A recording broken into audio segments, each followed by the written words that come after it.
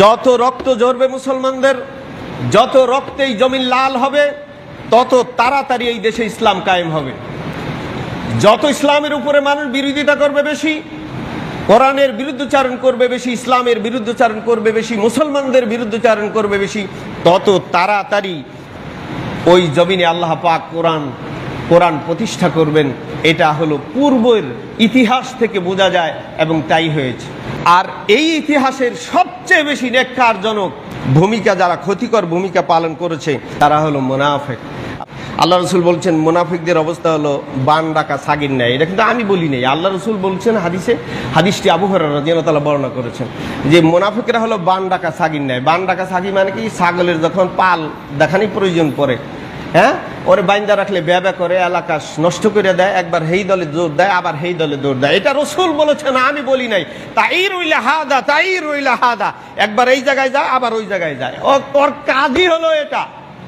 আল্লাহ তাবারক তাআলা যখন তার দ্বীনের কল্যাণ চায়, মনে রাখবেন, তখন দেখা যায় ফাসেক ফাজের দিয়েও দ্বীনের কি হয়? কল্যাণ হয়ে যায়। তখন আপনি বুঝতেই পারবেন না, আরে এই লোক তো ইসলামের কথা কাজ করার কথা না, এই লোক তো মুসলমানদের সহযোগী হওয়ার কথা না, এই লোক তো এত ভালো কাজ করার, কিন্তু করছে কেন করছে? আল্লাহ তাবারক তাআলা তার আপন ইচ্ছায় পৃথিবীকে আল্লাহ রাব্বুল আলামিন নিয়ন্ত্রণ করে থাকেন।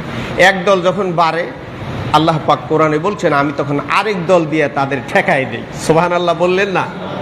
আল্লাহ বলছেন, আমি একদল যখন চরম পর্যায়ে যায়, ওরে যখন মানুষ আর না পারে, ওদের ঠেকানোর জন্য আমি আরেক দল দিই। আবার ওরা যখন খারাপ কাজ করবে, তখন আবার আরেক দল দিবেন আল্লাহ। এটাই স্বাভাবিক। তাই হে খারাপকারীরা, যারা খারাপ সাথে জড়িত থাকেন, তওবা করেন। দেখেন না, চক্ষু অন্ধ হয়ে গেছে, বিবেক কি নষ্ট হয়ে গেছে?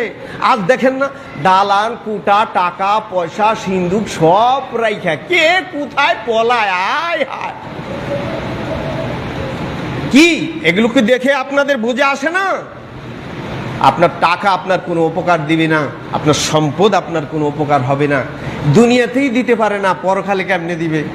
এটা বুঝে সবাই তওবা করবেন। আল্লাহ, আমি আজ থেকে জীবনে কখনো খারাপ করব না।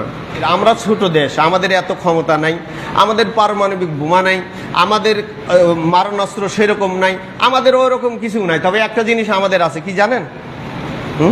এই দেশ হলো মুসলমানদের দেশ। এই দেশ মুসলমানরা গড়েছে, এই দেশ মুসলমানরা শাসন করেছে। এই ভারতীয় উপমহাদেশ 200 বছরের উপরে মুসলমানরা শাসন করেছে। মুসলমানদের এমন কোনো দিক বিভাগ নাই, এমন কোনো কাজ নাই যেই কাজগুলো মুসলমানরা না করেছে। আজকে সেই মুসলমানদের কাজের উপরে সরেরা বসে বসে তারা মুস্তাহার আমরা করেছি, একে কিছুই করেনি তারা, সব মুসলমানরা করেছে। আজকে সেই মুসলমানদের উপরে এই বিপদ। আমাদের এই স্বাধীনতার অগ্রণী ভূমিকা যিনি পালন করেছিলেন, মাওলানা আব্দুল হামিদ খান ভাসানী, নাম শুনিনি আপনারা? হামিদ খান ভাসানী, তিনি এই বাংলাদেশের স্বাধীন বাংলাদেশের প্রথম যেই সংগঠন হয়েছিল, সেই সংগঠনের তিনি সভাপতি ছিলেন। তিনি দুঃখ করে বলেছিলেন, যখন তার কলুষিত করা হয়েছে, তাকে অত্যাচার করা হয়েছে, তিনি আফসোস করে বলেছিলেন, ও জাতি, আজ আমি বড় দুঃখ নিয়ে বিদায় হচ্ছি। আল্লাহ যদি আমাকে সুযোগ দিত, তাহলে এই ত্রিপুরা, এই আসাম, এই মিজোরাম, এই পশ্চিমবঙ্গ, আমি আবার বাংলাদেশের ভূমি করে মরতাম। তার কপালে জুটে নেয়, চলে গেছে দুনিয়াতে। এখনো কি বাদ আছে? বাদ নাই। পৃথিবীতে দামামা শুরু হয়ে গেছে। ওই যে হাদিস, আবার বলছি, রাসূল সাল্লাল্লাহু আলাইহি ওয়াসাল্লাম বলছেন, এই ভারতীয় উপমহাদেশে রক্তক্ষয়ী সংগ্রাম হবে, যুদ্ধ হবে। এই যুদ্ধে যারা অংশগ্রহণ করে মুসলমানদের সাথে মারা যাবে, তারা বদর, উহুদ, খন্দকের চাইতে বেশি মর্যাদা লাভ করবে।